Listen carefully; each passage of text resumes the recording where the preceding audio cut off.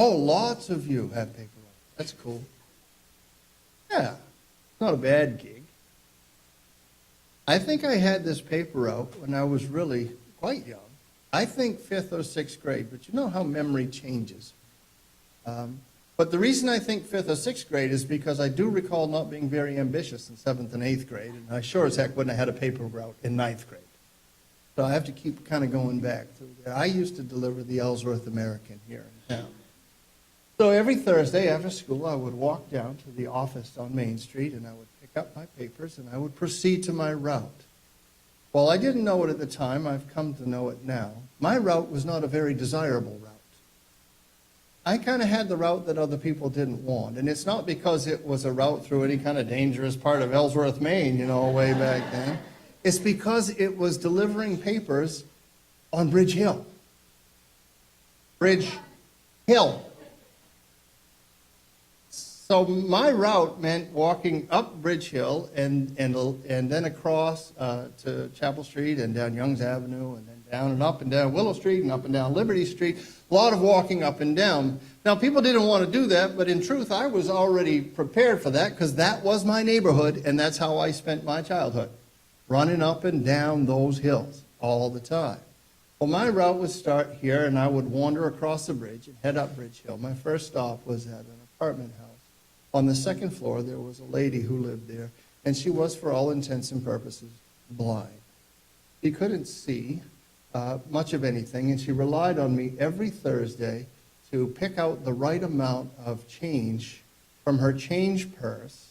You know those old plastic change purses with a cut in them, so if you squeeze it, all the money shows up? That's what she had. Now, she couldn't see me very well, and she sure couldn't see what was in that, but she would squeeze that open, and I would reach in, and I would take out 2 dimes. That's what it cost at the Ellsworth American, 20 cents. Always took out 2 dimes and no more, and I handed her her paper, and I went on my way. And my next stop would be up at what was called the Legion Hall, which is now an art gallery. But once upon a time was a school, and before that was a courthouse in Ellsworth up on Bridge Hill. I had to go there every Thursday because that is where the senior citizens used to gather on Thursday afternoon, and they all waited for me so they could get their paper. Now, I sold a lot of papers at the Legion Hall, but it wasn't a very lucrative stop because the paper cost 20 cents. And it was nice if I would at least get a quarter, 5 cents for my effort. I don't know about senior citizens today, but the senior citizens then were not good tippers. I sold a lot of papers, but I didn't make much money. And then I went from there up to the nursing home that's not a nursing home anymore, and the only reason that I say that is because that's how we Mainers describe things. We describe things by citing landmarks that no longer exist. So the rest of the world who comes here from away has no idea what we're talking about. So the old nursing home that's not the nursing home anymore, I went there. Then I come back down to Chapel Street and make my way across Chapel Street and down Youngs Avenue and up and across a little further and down Willow Street and up. And at the bottom of Willow Street, I always sold Mr. Tracy a paper. Mr. Tracy used to manage J.J. Newberry's, and he always gave me at least a quarter. So that was a good one. Back up to Chapel Street, down to Liberty Street, and then up to Grant Street. On Grant Street, I sold paper to Mr. Fletcher. He was the first person I ever knew who committed suicide after he lost his wife. Because kids just don't know that level of sorrow. And then, up a little further, I sold a paper to Mrs. Lovell. And that was the first time, but not the last time, that I was speechless when somebody told me about the death of a loved one. He opened the door one Thursday and just said, "Lost my husband this morning." And I had no idea. I would make my way back down to the office, and I would put the remaining papers up on the counter, and Nancy Woodlounder would count my papers, and she would tell me how much I owed her. And then I would take all this change out of my pocket, and I would pay her off, and whatever was left over, all right? So, you know what that was? It didn't amount to much, and it was change. But hey, that's penny candy right there. That's the frame of mind I was in. I could take this and I could go down to Mike's Country Store and I could buy myself a bag and a half of penny candy. I could even stop at Shepherd's Hardware. They used to sell penny candy. That was convenient too. Get anything I wanted. It was awesome. I had penny candy and baseball cards every Thursday. Perfect. Well, something happened. Nobody told me about this. I wasn't anticipating it. But the very first Christmas season that I delivered papers, I just set out on my routine the way that I always did. And just as soon as I gave somebody a paper, they gave me the money for the paper and they hand me a dollar bill. What is this? Well, it's Christmas. Merry Christmas. Wow. And I go to the next, and I get the paper money, and they give me a card. Inside the card's a dollar bill. Everywhere I go, people are giving me money. Like, for me, look, I know a dollar doesn't seem like much to you guys now. I get it. But remember this, I grew up in an era where you could get a birthday card, you open that up, and there's dimes and nickels and quarters taped on the inside of it. And it was a big score. So I'm taking some of you down memory lane, and the rest of you are like, you have lost your mind. Well, there is a point to this. I continued around my route, and I'm collecting all these dollars, and it's the coolest thing. I wasn't expecting it, a completely surprise. When I got to the office and I paid for my papers, I left there with a fistful of money. I'm a pocket full of money. I never had that kind of money, so I went to the movies. Because I could. And you know, I bought popcorn and soda for everybody in my row. Because I could. It was the first time in my life I had ever tasted just a little bit of what Jesus was talking about when he said, it's better to give than to receive. Learning that is kind of part of what it is to grow up, don't you think? Because, I mean, as children, or I should add here, as adults even with childish mindsets, we are in general, as children, particularly at Christmas time, consumers. Our concern is much more about what we're going to get, generally, than what we give, at least as kids. I mean, what was the question that we asked all of our friends when the paper was all crumpled up and the bows all put in the trash bag and put out to the curb, when the stockings are empty and the tree is bare? In the old days, you have to pick up a phone and actually dial a number and talk to somebody or wait to see them. Today, it's even cooler because you can pull out a phone, you can take pictures of what you got, you can take videos, you can FaceTime. You're right there. But the question is the same, right? What'd you get? You know the question. You've asked it, and it's been asked of you. What did you get? Well, it's exciting to receive gifts, and there's nothing wrong with receiving gifts, nothing wrong at all. But we probably should be realistic about the nature of the happiness that gifts and goods can produce. You know, as parents, we sometimes ruminate over getting just that right gift for somebody. We want their Christmas to be super special. Maybe as husbands and wives, we do that too. But at least in my experience, when it comes to kids and all that stress you go through to make sure everything is just perfect, it doesn't take very long before that extra special gift finds its place alongside all those other extra special gifts on a bookshelf or in a toy box. Or maybe it gets left outside, or it gets left at school, or a friend's house, or maybe it becomes broken and unusable. My grandfather used to talk about all the presents that we would unwrap at his home when our families would gather there on Christmas afternoon. He said the wrapping paper was knee-deep, and afterwards us kids could be found out in the garage playing with a Clorox bottle. Receiving gifts is fun, but it's a short-lived fun. At some point we grow up. Hopefully we begin to realize that real happiness is not just found in what we receive and what we can get. We find there's also great joy in giving, great joy in blessing others, great joy in spending what we have, even spending ourselves on the people that we love. The Apostle Paul used this very language when he was talking about his devotion to the church at Corinth. He said, I will most gladly spend and be spent. for your souls. Paul's concern in living, not for himself.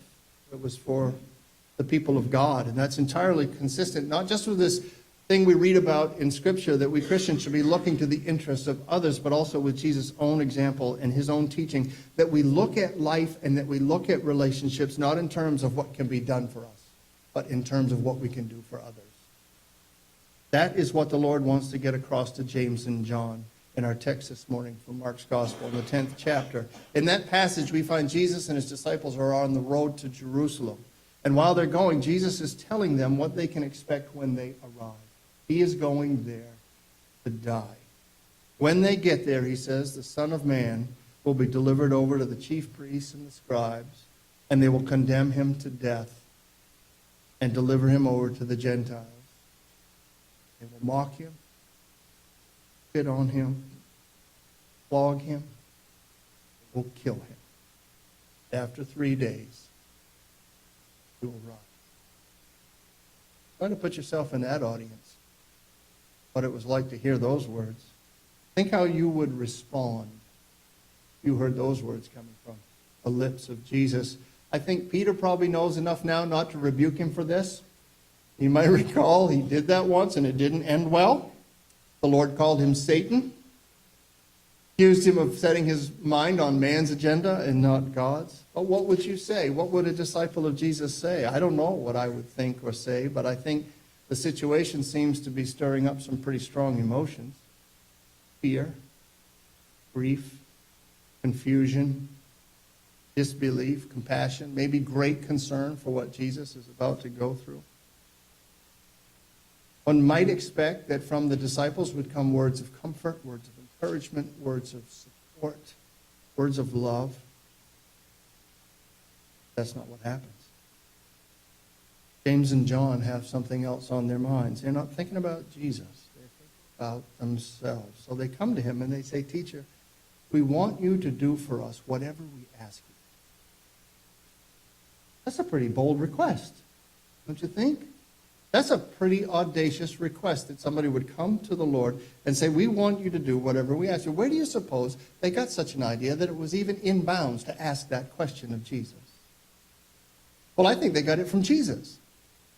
John 14:14, Jesus says, if you ask me anything in my name, I will do it. And I think he's probably said that a few times before. They didn't really know what it meant.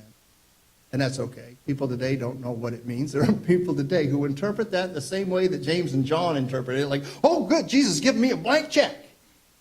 I can ask for anything. They forget what it means in his name. But that's not the point of this sermon. I just want you to note that Jesus, even though these guys are a little short-sighted and they're misunderstanding what he's saying, doesn't chide them. And he doesn't dismiss what they say. He simply says, okay, what do you want me to do for you? I'll play along. What do you want?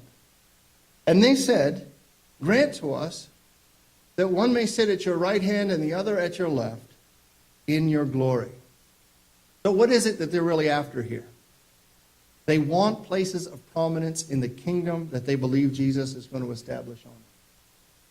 In a vernacular that we're familiar with, they want cabinet positions in the new administration. They want the best seats. They want the place of power, the place of honor, a place of deference. Now, if we give them credit for anything at all, it should be for their confidence that Jesus is in fact going to establish a kingdom. They got that much. And also for their desire to be near him when he does. But where these guys fall short, where they're open to criticism, is that they have completely overlooked the gravity of Christ's passion. Don't seem to be thinking at all about this cruel and unjust suffering that their friend and master is going to endure. They don't seem to be mindful one bit this painful torture, unjust death that he's about to undergo. They look past all of that, even though he told them about it, because they're thinking of themselves. Selfishness runs deep. Selfishness runs deep. Would you, maybe you have had the occasion, I have had this experience, where you have been with somebody when bad news was received, about their health, maybe a terminal diagnosis. Somebody that you know and care about because you're with them has just a few weeks, maybe a few months to live. This person is going to die. Would you, at that point, ask him for his golf clubs? Would you ask her for her fine china? Hey, just heard, you're not going to be needing this. That's awful, right? Some of you are just appalled that I even said that. That's how bad that is. Would you be thinking about yourself in a time like that? We wouldn't want to believe that we would. Maybe we would. We don't want to. Would we be thinking about our potential gain?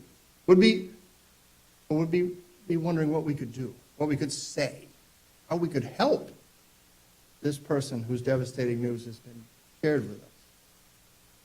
Jesus tells James and John that the decision about who sits on his right and who sits on his left is not his to make.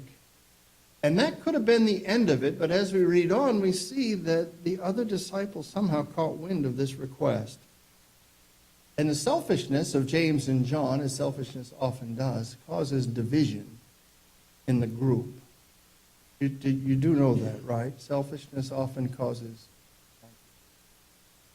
This rift that has arisen by James and John's quest to occupy places of glory in Jesus' kingdom, has the other disciples abuzz, and it has the feel, at least to me, it puts me in mind, of something called sibling rivalry. How many of you are familiar? How many of you have siblings? Okay? 2 of them are here. Be careful. How many of you have siblings close in age? Okay, great. Because that, I had to think about how to say it.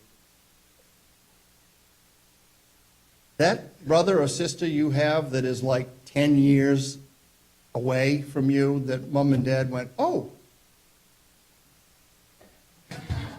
okay, we can do this again. That's different, right?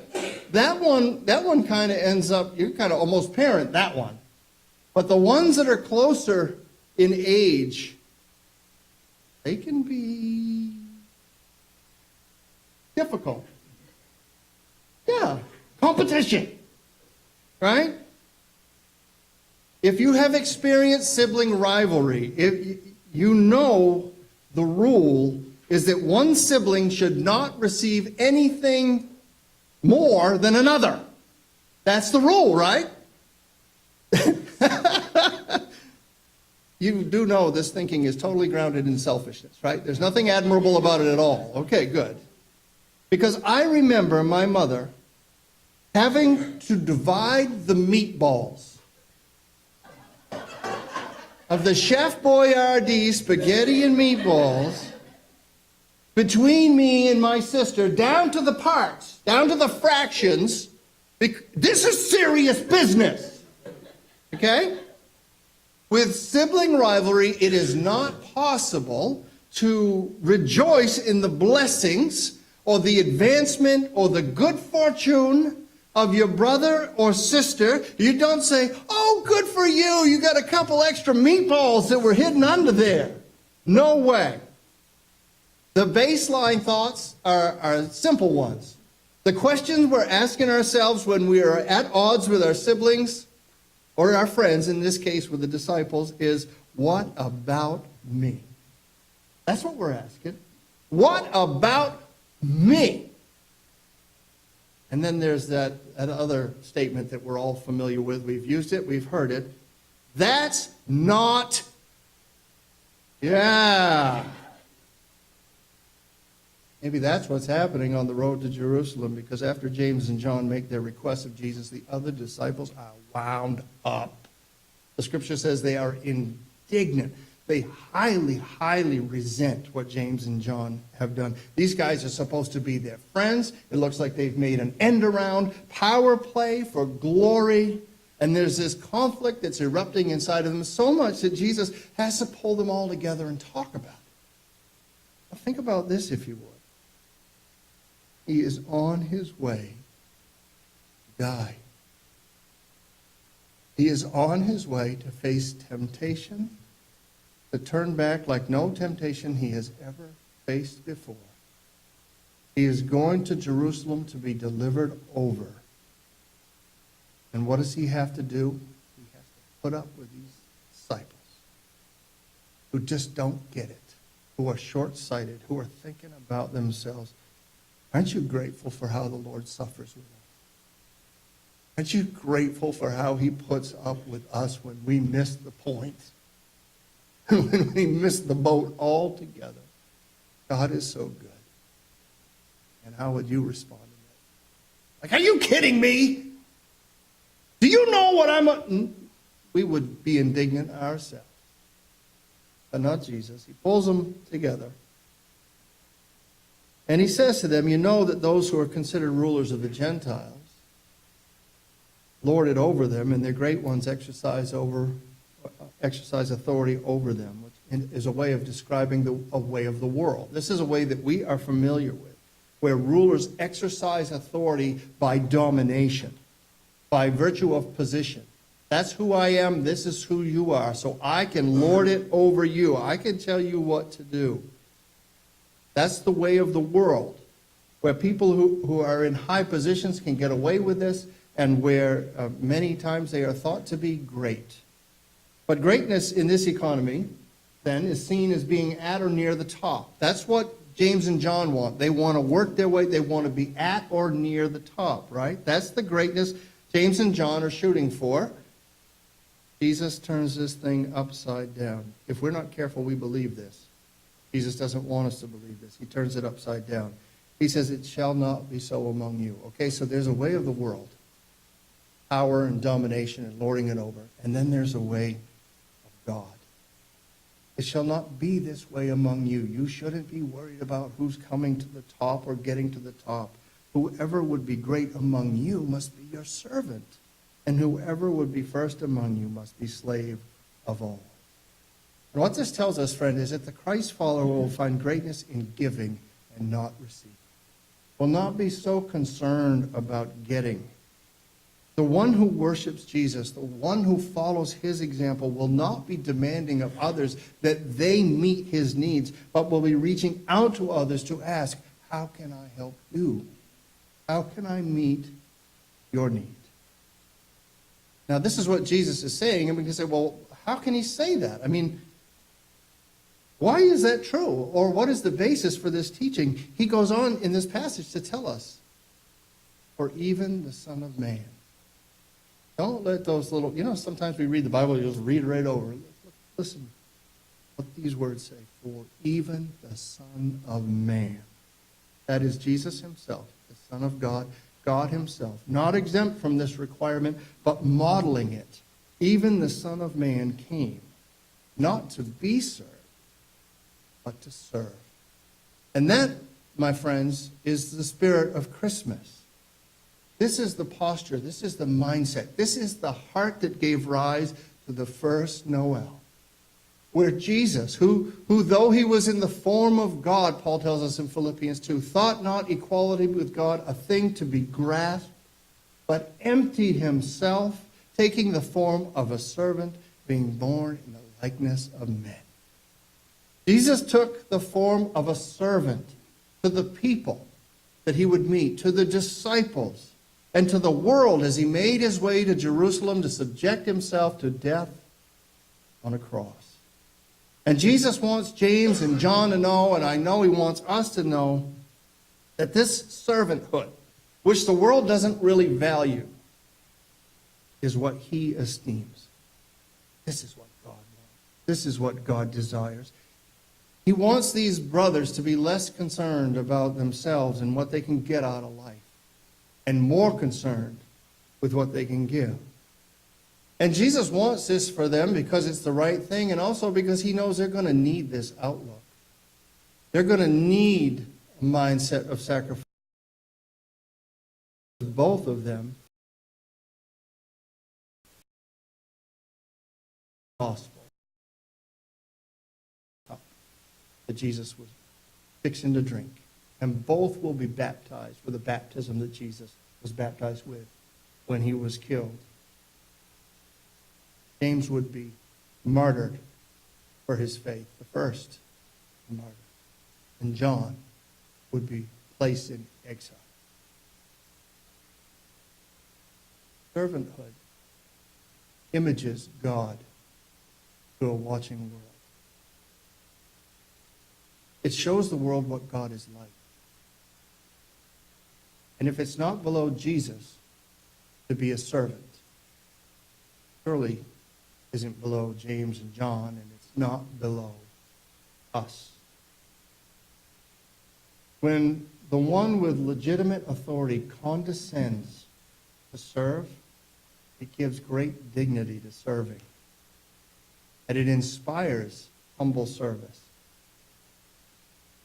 Tom Guthrie is a name many of you from this town will recognize. He was a manager of Doug's Shop and Save when I worked there in the 1980s. Doug's Shop and Save, for those who aren't interested, was located where LL Bean is now, out on High Street on the wrong side of the road. That's why Hannaford moved it over. Tom was not only a believer a man who believed in management by walking around. He was always on his feet, moving around that store, talking with customers, talking with employees. He recognized people all the time. He was also among the first to lend a hand when it was needed, when the store became particularly busy, when the registers were full. Tom could see that, and you would find him, Tom Guthrie, the boss, taking a place in line with the rest of us among what is arguably probably the least glorious of all grocery store functions, bagging groceries.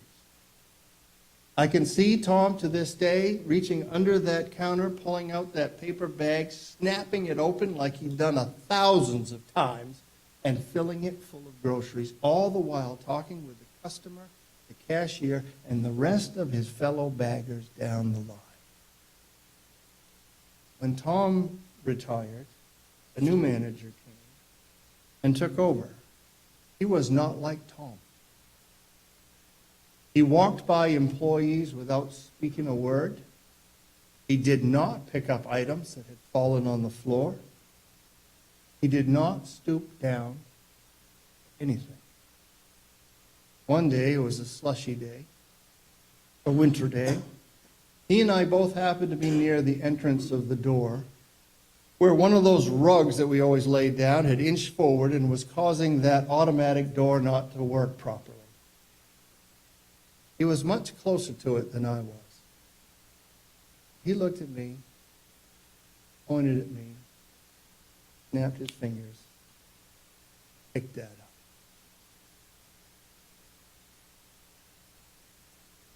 Picked it up. Never forgot. Never forgot what he did. Not how it. Jesus doesn't look at us and point his finger at us and snap his fingers and say, "You do what I'm not willing to do." Not what Jesus did. He shows us how to serve by serving. He shows us how to give by giving. For the Son of Man came not to be served, but to serve and to give. This is what Mark is telling us. And to give. He came to give, not just of himself. He didn't come here to give us a few tips and tricks and resources to make it through life. He came to give himself. That's what he did. As a ransom. We know what a ransom is, right? A ransom is a sum of money. A ransom is a payment demanded, paid for the release of a captive. And to ransom means to loosen. It means to liberate. A ransom is a redemption price.